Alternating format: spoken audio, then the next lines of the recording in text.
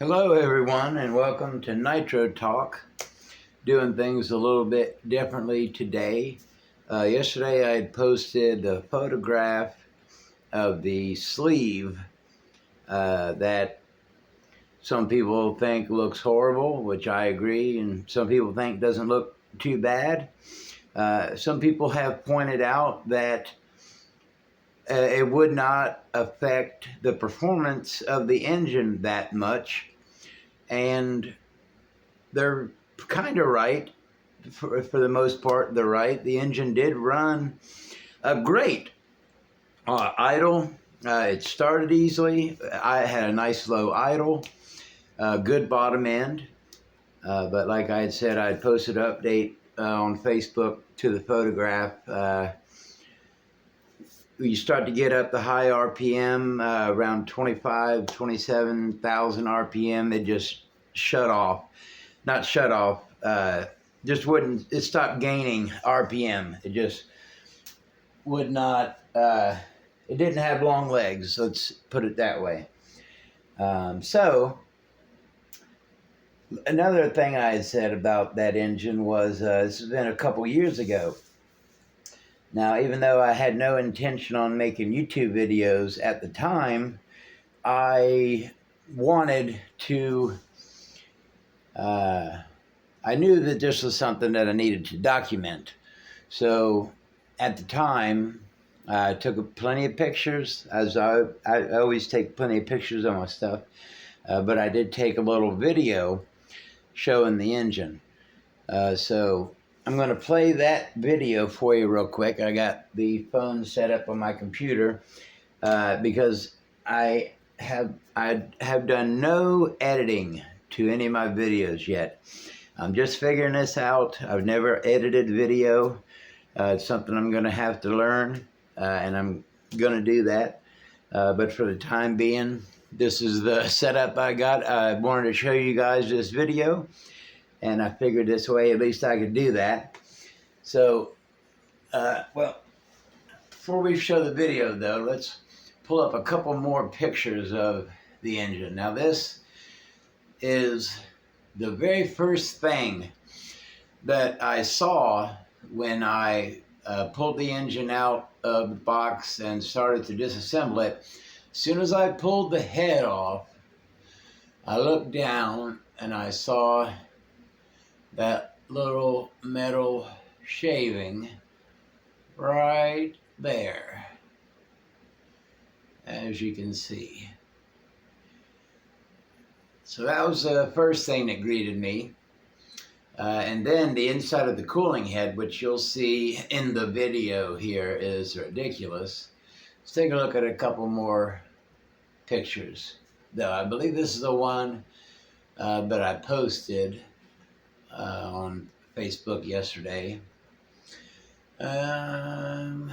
This may be another little different angle, but I mean, look at, I love how these are really good photos, but look at how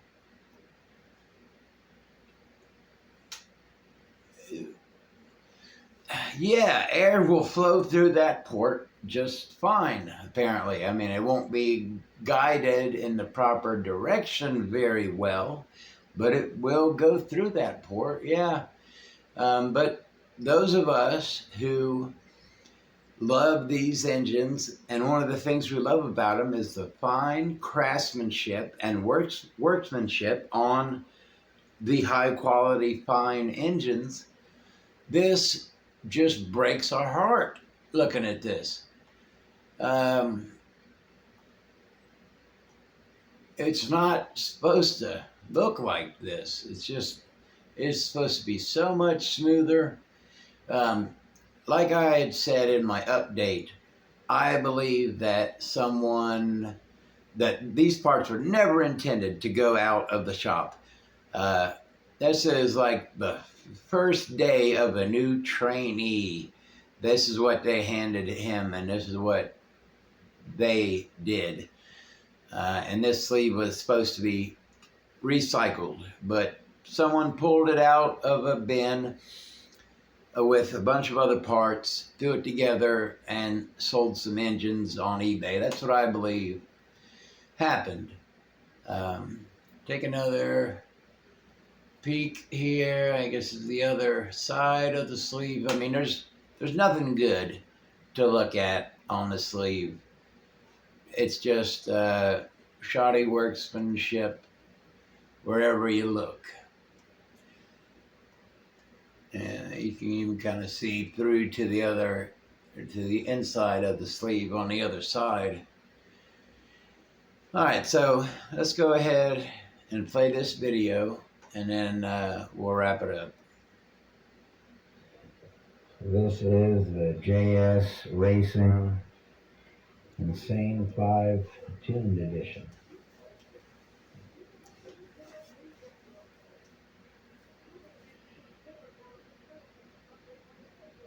Look at how uneven that head is cut. That's what I'm pointing out here. That it was cut off center so that some of the holes it breached and some it didn't. The metal shaving. First thing I saw when I pulled the head button off was that metal shaving down inside the cylinder. This back plate, the O-ring's too small. It slides no resistance inside the case. Case doesn't look too bad. Took the bearings, everything out. Take that off.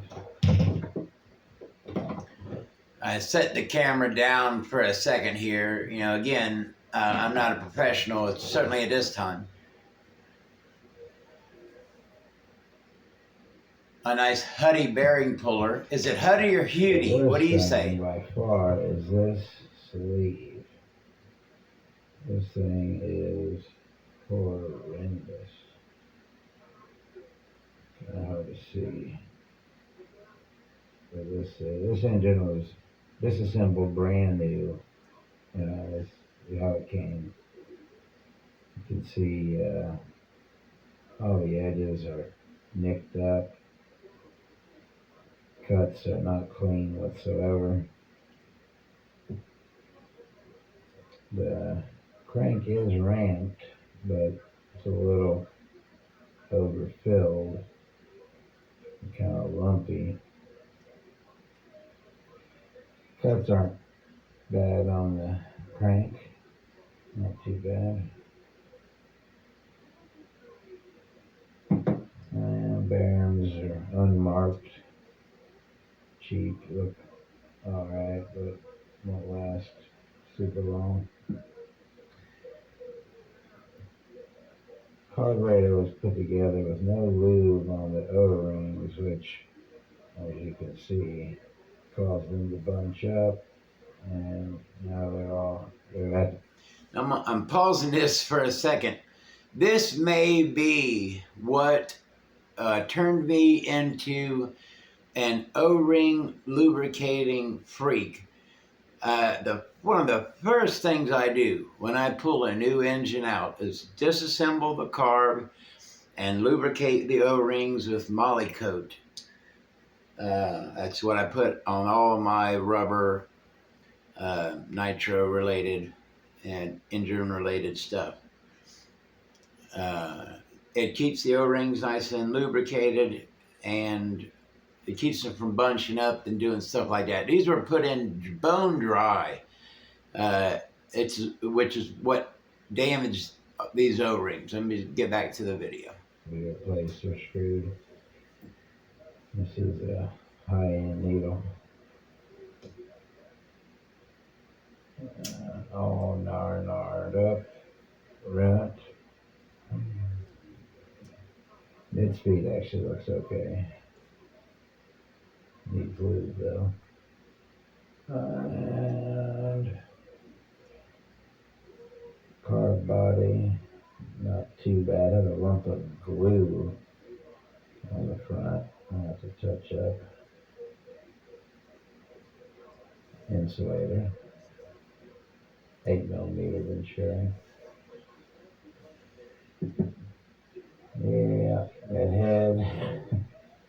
ridiculous.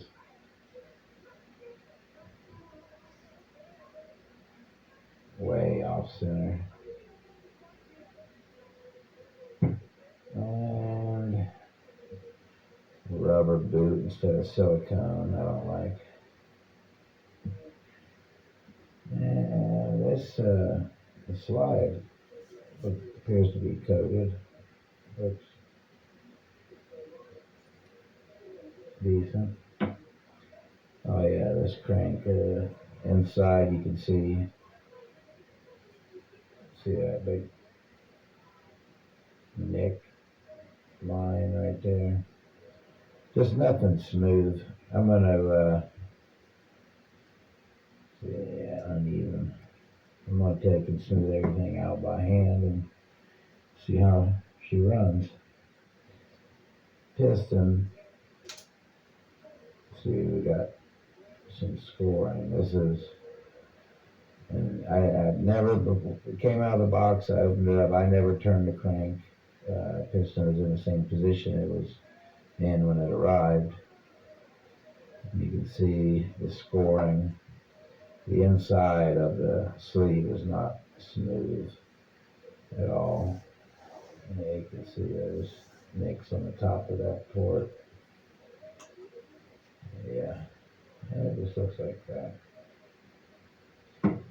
Yeah. All right, so that was that. So that's the story. It was a JS Racing. Now, I should have looked this up. I'm getting to be a touch absent-minded nowadays. Not absent-minded, but my memory isn't what it used to be. JS Racing did make one engine that people had some love for. It was not super popular, not super big, but it was around, and people spoke of them highly on the forums. That was pretty much the only engine JS put out. This one, I believe, here's my theory, is this was going to be their second engine for JS Racing. He designed the engine, everything, got to the point of manufacturing it, but at that point, it fell through, and the Insane 5 by JS was never, the one is, I can't think of it. It's like a Vox or something. You know what? I got my phone right here while we're talking. So anyways, this Insane 5, which is what this engine, the name is, I believe this is going to be his second engine. Designed it, started manufacturing it, but then fell through. He never really sold it. This engine was never really sold complete and ready to go. I believe just, some were manufactured. Maybe some good ones were made, and these were the leftover parts. I don't know. Like I said, that's my theory. It is the Vox. So like the TX 521R Vox was the first JS Racing engine and was somewhat successful. There's a more if I can get in here. Boom, that's the JS Racing Vox engine, which was an all right engine. But this thing, I don't know exactly the whole story, but that's the best to my knowledge. That's what I know. All right, this video is getting towards 15 minutes. Thank you very much, everyone. I'm starting to get some comments. I'm getting into the 20s on subscribers. Thank you very much. I appreciate everyone who, like me, loves these engines, wants to keep the hobby going. wants to keep all these old nitro vehicles going on the road. We're all on the same team here. Much respect to Nitro Gang and all the Nitro channels that came before me. Looking forward to making more videos. See y'all next time.